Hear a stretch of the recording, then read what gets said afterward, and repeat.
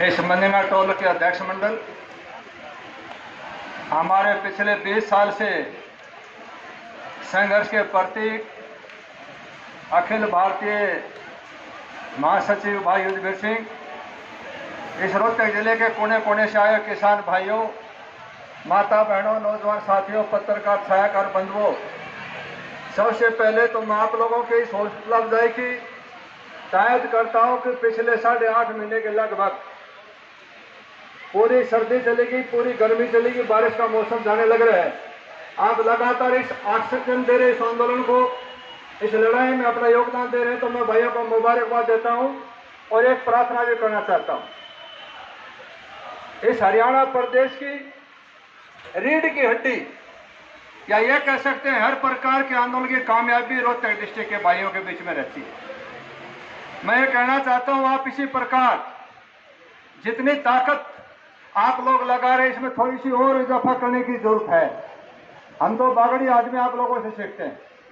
जिस प्रकार आप पिछले 8.5 महीने से देख रहे हैं, इन किसान भाइयों ने वो करके दिखाया जो दुनिया में आज तक किसी ने नहीं किया।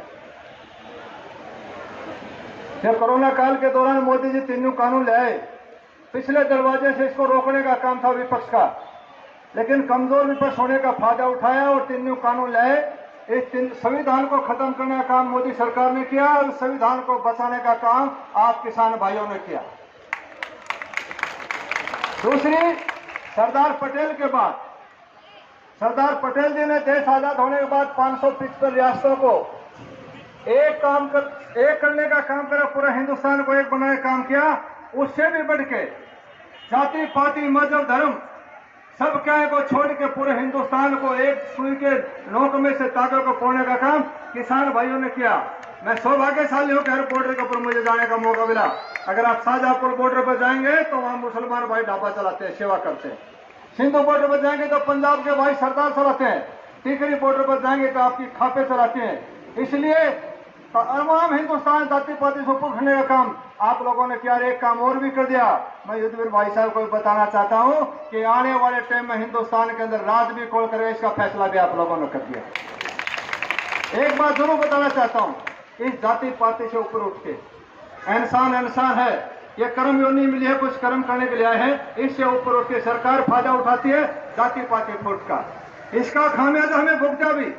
जब मोहम्मद गौरी ने यहाँ के ऊपर अटैक किया, 11,000 सैनिक लेके अफगानिस्तान से चला था। सैनिक में नहीं, वैसे लुटेरे थे।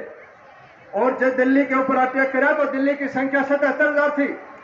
मेरे बुजुर्गों भाई 30% लोगों ने लड़ाई लड़ी और 70% छात्रों पर खड़े खड़े तमाशे देखते रहे। जिन्होंने हिंदुस्तान का फैसला होना था, हिंदुस्तान की किस्मत लिखनी थी, लेकिन 30% लड़ाई ली और 70% तमाशा देखा। इसी फूट के कारण हमारा देश 900 साल गुलाम रहा और उसी फूट का फायदा सरकार उठाना चाहती है। इसलिए मेरी भाइयों से प्रार्थना, एक तो कसम खा लो, आज कोई जाति पाति नहीं, कुछ नहीं, हम सब एक इंसान है, हर एक को जीने का हक है। जाति पाति से ऊपर उठ के, मजहब धर्म से ऊपर उठ के इंसानियत, एक इंसानियत और किसानियत जिंदा रखनी है। हम आने वाली कौम, अपने भविष्य को बचाना है। इसलिए आज से ये प्रेरणा लेके जाओ। कबीर जी ने भी कहा है कि कर गुजरान गरीबी में, दुनिया में नहीं रहना, जब दुनिया में रहना नहीं तो अमीर और गरीब क्या, ठाडा और बोधा क्या। अपने घर में मिठाई बनती तो पड़ोसी का देखो तवा चढ़ा नहीं चढ़ा, उसका भी जीने का। सब भाई को गले से लगा के चले। जो सरकार की पॉलिसी है, इस जाति पाति का जहर बोलने का काम करते, इसको खत्म करने का काम करना है। दूसरी मेरी भाइयों से प्रार्थना है, आप डटे रहे, लगे रहे। एक जरूर प्रार्थना है, रोहतक जिला जब तक पूरी अंगड़ाई के साथ ये फैसला अब तक हो लेता, रोहतक की जो ताकत अभी तक, एक रोहतक के अंदर मैंने भाई युद्धवीर सिंह से भी बात करी थी, एक बड़ी पंचायत रोहतक के अंदर लाखों की तादाद में, पूरे हरियाणा का सेंटर बिंदु है रोहतक। एक बार अंगड़ाई ले लो, सरकार नतमस्तक हो गया आप लोगों का। भाइयों भरोसा देना चाहता हूं, हम सबका कर्तव्य बनता है आने वाली कौम, आने वाली नस्ल को बचाने के लिए। लेकिन सारा बेड़ा गर्क हो गया। जब से देश आजाद हुआ, नीचे से लेकर ऊपर तक सारा ताना बाना इस सरकारों ने खत्म कर दिया।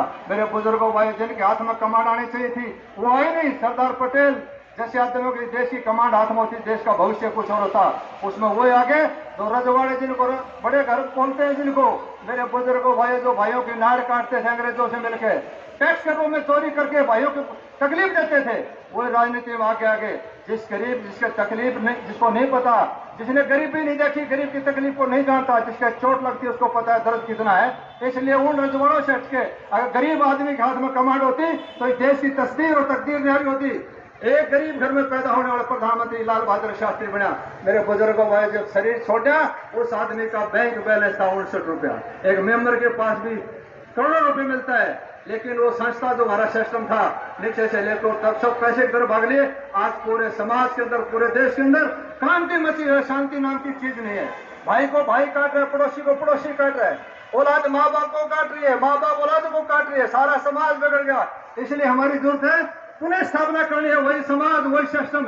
ये तो ऋषि मुनियों की धरती थी, भगवान को शोध परोध करने का केंद्र था हिंदुस्तान। यहाँ भ्रष्टाचार का खोटा करने का काम किया, लेकिन राजनीतिक आदमी ने सारा बेड़ा गर्क कर दिया। इसलिए पुनः हम सब भाई मिलके एक ही जाति, एक ही पाति, कुछ नहीं, एक ही रंग, एक ही रूप, एक ही शक्ल, एक ही सूरत, इंसान इंसान है। सब मिलके एक समर्थ भारत, एक शक्तिशाली भारत बनाने का योगदान दे। अपने बच्चों को अच्छी तालीम के साथ हम आगे बढ़ेंगे, व्यवस्था परिवर्तन होगी और ये सरकार का अहंकार खत्म होगा।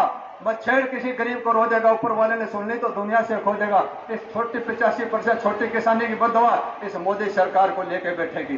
2024 का जो सपना है अधूरा रहेगा मेरे बुजुर्गों भाइयों। इसलिए ये प्रेरणा ले लो, आज से एक कसम खा लो, इस पार्टियों से अलग हटके अपने भाइयों में से जो आपकी दुख और तकलीफ को जानता हो, आपका भाई अपना बच्चा भरोसा का हो, उसको बना के भेजे। जो 5, 10, 20 और निर्दलीय चले थे सरकार के गए। इसलिए अच्छे भाइयों को, आपकी तकलीफ को समझने वाले को सबको आगे बढ़ाएं। मेरी एक जरूर प्रार्थना है, 2-3 नारे मेरे करने से लगाना कि आपकी आवाज की ताकत हर बॉर्डर के ऊपर, हर टोल के ऊपर ऑक्सीजन का काम करती है। जब ये रोते जलांगड़ाई लेता है तो पूरा समाज आपके साथ दौड़ता है। 2-3 नारे मेरे कहने से जोर से लगाना, आपकी आवाज वहां बॉर्डर पे जाए। किसान एकता जिंदाबाद, किसान एकता जिंदाबाद, एकता भाईचारा एकता जिंदाबाद, नारी शक्ति जिंदाबाद। तमाम भाइयों की बहुत बहुत